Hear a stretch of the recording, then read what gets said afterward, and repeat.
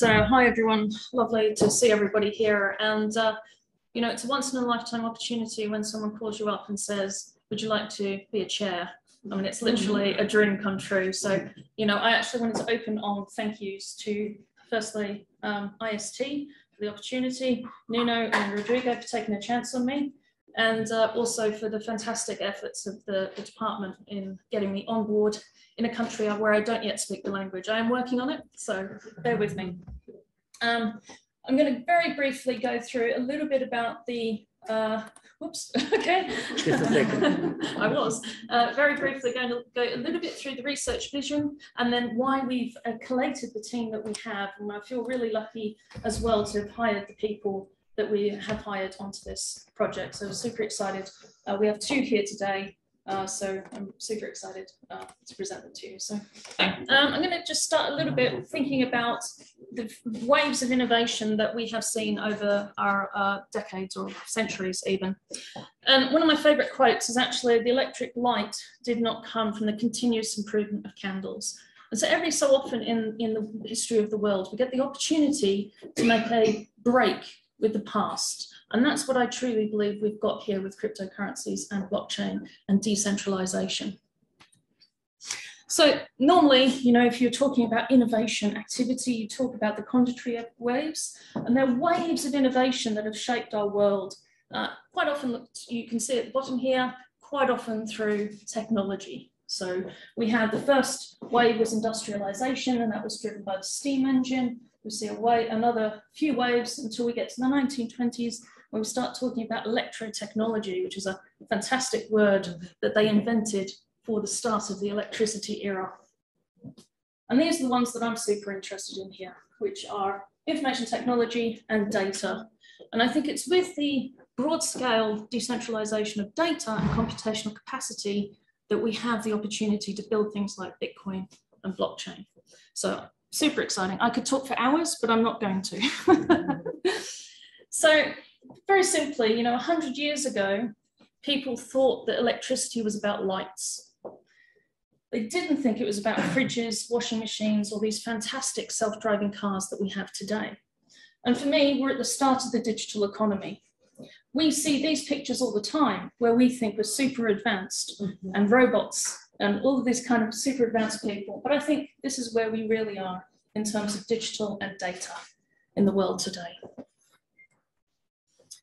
And we have a unique chance to shape the future. This is an enormously complex slide that I usually take about 20 minutes to go through, but I'm going to do 1 minute. If anyone's interested, I can talk to you afterwards in more detail. It's about the transition of society and technology. We start really in 19,000 BC with the first human recorded attempt of data, which is the Shango bone, where they were trying to count things. 19,000 years ago. Data is truly human, therefore. It's not really about technology as much as it is about what we want to do with our society, our culture, and our democracies in many instances. This is the bit that I really am excited about. 5,000 years ago, we had the invention of something called money. And fast forward, I know most of you in the room would be very well aware of all of these technology evolutions through magnetic tapes, relational databases, and Google. So I'm not going to focus on those. But what we see in about 2004 is computational capacity and data becomes available to the average everyday person. What do I mean by that? Nearly everyone starts to have a mobile phone. Nearly everybody starts to have a laptop. What happens then? We see something around the democratization of computational capacity. We start saying things like everyone is now walking around with a mobile phone that has the same power of computation that took us to the moon. What does that really mean, and what did it give us? It gave us something called Bitcoin, which many people talk about in terms of how much it's worth today. A lot of people are super interested in what is the US dollar value of Bitcoin. And I'm sure today many people are looking at their Bitcoin stocks and quite happy that they invested in them because it's at an all-time high again. Bitcoin for me, however, is the world's first break in what I call the 5,000-year history of money. Money has defined our economy, yes, but it's also defined how we interact with one another as human beings and how we interact with our environment. We tend to value things in this idea of money. And so I think we're starting to see a dramatic shift. We're seeing a 5,000-year break in those innovation waves, which is why I'm so super excited. And again, I could talk for hours, but I will continue. So yes, our definition is 5,000 years old of money. And digital technology, since the 1960s, they've been challenging us to do things in a new way.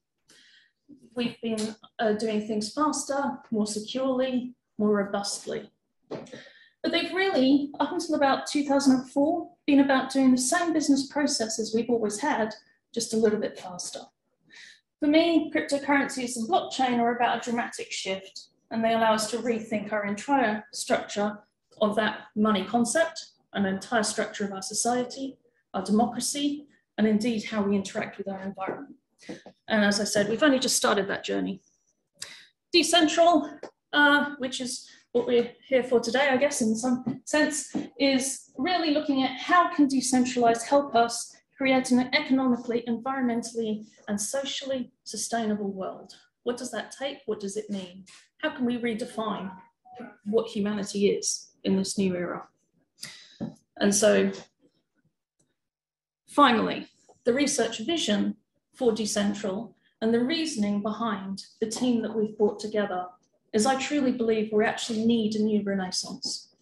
The Renaissance was fantastic for many reasons, and negative for many reasons, but one of the most wonderful things about the Renaissance was polymaths and the interdisciplinary nature of science. Science, technology, humanities, economics work together. And so that is what we are doing at BIG. We're looking at the new governance and economic mechanisms. How do we structure our governance for tomorrow's world, or today's world? New technology paradigms. Got some really exciting work that Kevin's been looking at around how can we rethink different types of technology, concepts that have been the fundamental basis of how we structure things since the 60s. He's challenging those, so have a chat to him if you're interested in that. Mm-hmm. And the new social and cultural paradigms, how do we as people engage and understand these technologies, these ideas? What does it mean for our interaction with space? And that's Mariana here, who is joining us as an architect and has some fantastic previous work, which we'll go through a bit later this afternoon as well. So we're looking at deep interdisciplinary research to dramatically challenge how we think about what technology is and what it can deliver in the 21st century. So very briefly, our team, as I said, Kevin joins us from, I completely blanked out there, NYU, sorry, my apologies. He joins us from NYU. He has a background in cybersecurity and HCI. Mariana joins us from her own design practice or architectural practice called the Decorators, I believe, yeah. And also has a background from a PhD architecture at UCL. Joining us very soon in January is Teresa. She has a background in fine art and also HCI. So she brings computer science and design together in a very interesting way. Alfio joins us from King's College in London, and he has a political economy background and is extremely interested in innovation and how do we trigger economic growth from these technologies. And finally, David Matos is just here. He will join us in June next year. He's currently working already with Miguel Correa in Esquilea, and he actually joins us from the University of Lisbon and is looking at information systems. Fantastic. So with that was a very brief and quick summary of the vision and the team, and we'd be delighted to talk to you. And again, thank you for the opportunity. Thank you.